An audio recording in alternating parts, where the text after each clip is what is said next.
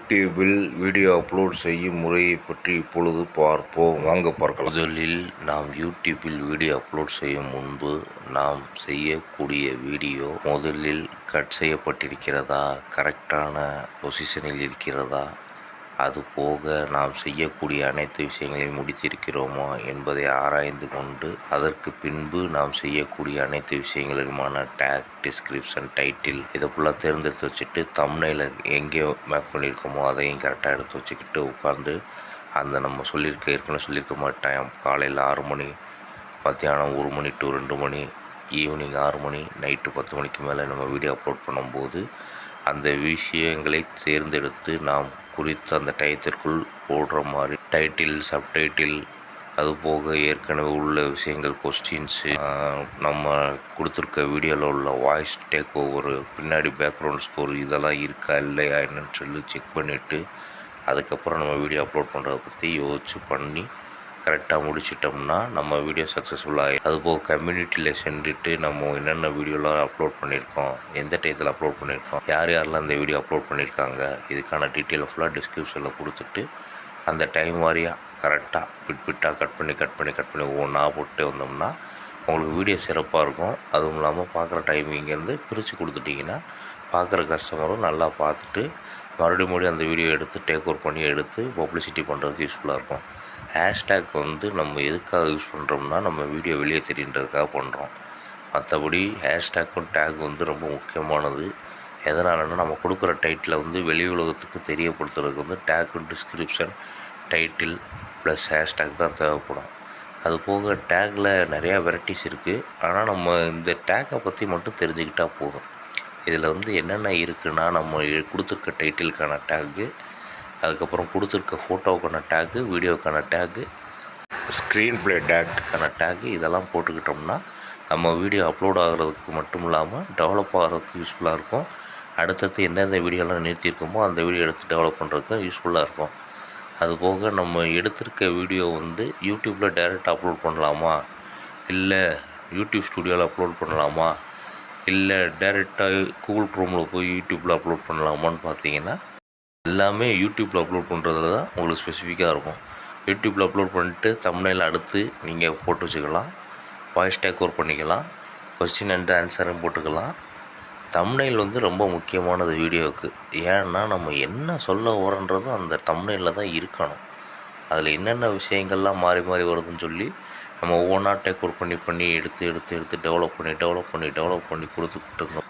வீடியோவில் கொடுத்து வச்சோம்னா தான் நம்ம வீடியோ கரெக்டாக யூடியூப்பில் சொல்லும்போது நிறைய விஷயங்களை மக்களுக்கு பிடிக்கிற மாதிரி தொடர்ச்சியாக வர மாதிரி செஞ்சுக்கிட்டே இருக்கணும். அதுபோக நம்ம பண்ணுற வீடியோவில் ஏதாவது இடைஞ்சல் இருந்துச்சுன்னா அதை அப்படியே கட் பண்ணி ரிமூவ் பண்ணிடணும். பேக்ரவுண்ட் ஸ்கோரும் முக்கியமாக இருக்கவே கூடாது. முக்கியமாக நம்ம இப்போ ஏதாவது சவுண்டு யூஸ் பண்ண நினைக்கிறோம், அதில் நம்ம காப்பிரைட் இல்லாத சவுண்டு யூஸ் பண்ணுறோம், ஆனால் அது ஏற்கனவே யூஸ் பண்ணியிருக்காங்கன்னு காப்பிரைட் கிளைம் வருதுன்னா அதை ரிமூவ் பண்ணிடணும். அதுபோக தம்ப்நெயிலில் உள்ள விஷயம் நமக்கு ரொம்ப முக்கியமானது. நம்ம வீடியோவை தொடுறதுக்கான காரணமே தம்ப்நெயிலில் தான் இருக்கும். அதனால நம்ம கவர் ஆர்ட் கொடுத்தாலுமே சரியாக வராது. தம்ப்நெயிலில் உள்ள விஷயத்த நேரடியாக பார்த்துட்டு மக்கள் புரிஞ்சுக்கிட்டு அந்த வீடியோ டெவலப்பு பண்ணலாமா வேணாமான்றதுக்கு தான் நம்ம கொஸ்டின் அண்ட் ஆன்சர் கொடுக்குறோம். ஏன் நம்ம இந்த வீடியோ அப்லோட் பண்ணணும், அதுக்கான ரீசன் என்ன அப்படின்றத நம்ம புரிஞ்சுக்கணும் ஃபஸ்ட்டு. இப்போ நமக்கு இந்த வீடியோ மேக் பண்ணுறதுனால இந்த வீடியோவில் நம்ம கொஸ்டின் நிறையா கேட்குறாங்களே, என்ன நடக்குது ஏது நடக்குதுன்றதை நீங்கள் அறிஞ்சு புரிஞ்சு அதுக்கேற்ற மாதிரி கொஸ்டின் ஆன்சர் ரெடி பண்ணி வச்சுக்கிட்டு தான் நீங்கள் பண்ணணும்.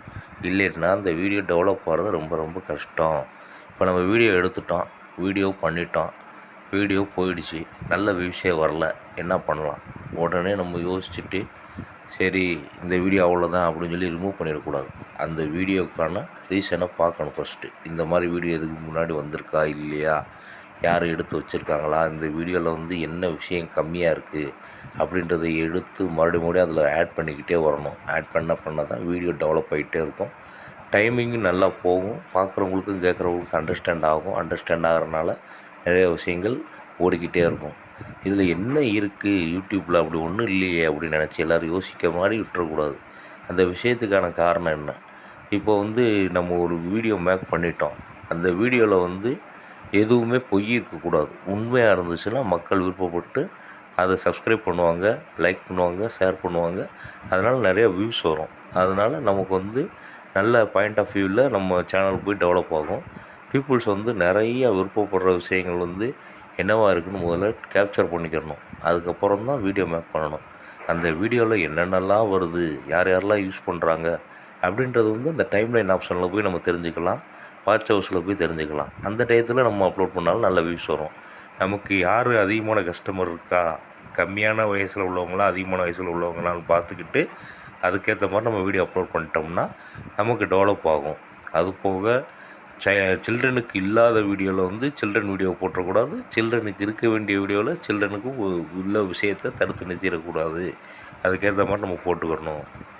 காமிக்ஸு, அது போக அட்வர்டைஸ்மெண்ட்ஸு, நம்ம கொடுக்கக்கூடிய அனிமேஷன்ஸு, இது யாருக்கும் தொந்தரவு வந்துடக்கூடாது.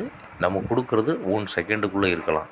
அதுபோக நம்ம கொடுக்கக்கூடிய வீடியோக்கள் வந்து இத்தனை செகண்டு தான் இருக்குதுன்னு சொல்லி யூடியூப்பில் வந்து மேனேஜ் பண்ணியிருக்கோம். அந்த டைமிங்குள்ளே தான் நம்ம வீடியோ கொடுக்கணும். இப்போ ஒரு பாட்டு கொடுக்கணும்னு நினைக்கிறோம் ஷார்ட்ஸில், 10 செகண்டுக்குள்ளே நீங்கள் வீடியோ அப்லோட் பண்ணிவிட்டு அதை பாட்டு அப்லோட் பண்ணிங்கன்னா அந்த அப்லோட் பண்ணுறதுக்கான காப்பிரைட் கிளைம் கேட்க மாட்டாங்க. அப்படியே காப்பிரைட் கிளைம் வந்துருச்சுன்னா அந்த வீடியோ ரிமூவ் பண்ணலாம், இல்லாட்டினா பாட்டை ரிமூவ் பண்ணிட்டு மாற்றிக்கலாம். அந்த மாதிரி ஆப்ஷன்ஸ்லாம் இருக்குது யூடியூப்பில்.